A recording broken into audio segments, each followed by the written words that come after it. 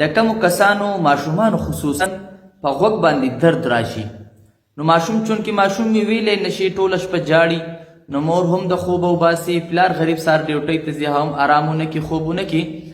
او پلار هم بې قراره او مور هم بې قراره ماشوم ویلی نشي چونکې ماشوم وي نو غوږ یې درد کوي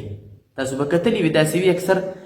یا ماشوم نه دی د غټ سړي په غوږ باندې درد راغی او دته تکلیف دی او دته مشکلات دی او غوږ یې درد کوي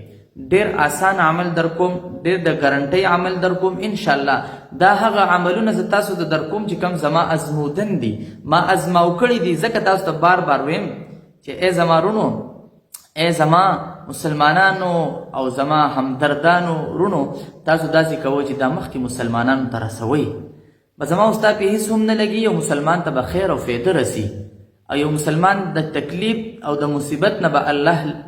بچ کوي نو الله رب العزت به ما ته هم ثواب راکوي او تاسو ته به هم ثواب درکوي نو راځئ چې د هر مسلمان ته دغه پیغام ورسو هغه ملګرو ته به اجازت ورکوم چې کوم مسلمانان دا مخکې شیر کوي چې څوک نه شیر کوي هغه ته به زما اجازت نه وي زما اجازت دی دی مشروط بشرطین دی چې څوک یې شیر کوي هغه ته آلریډي اټومیټک زما اجازت شو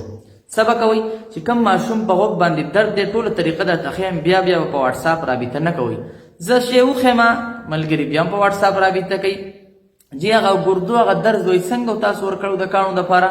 لکه نو ما دا ویډیو سله وکړه خو په هغې نه زده که که نه نو برای کرم زه طریقه ښیمه دا کچنۍ ګوته به راواخلی دا دا یوه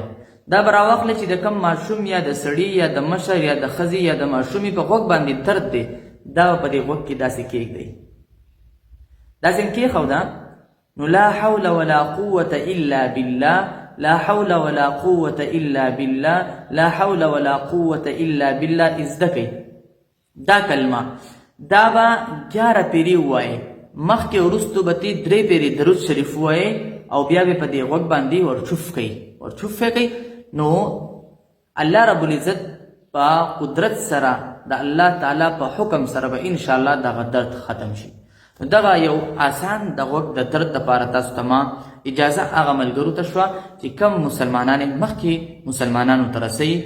جزاک الله خیره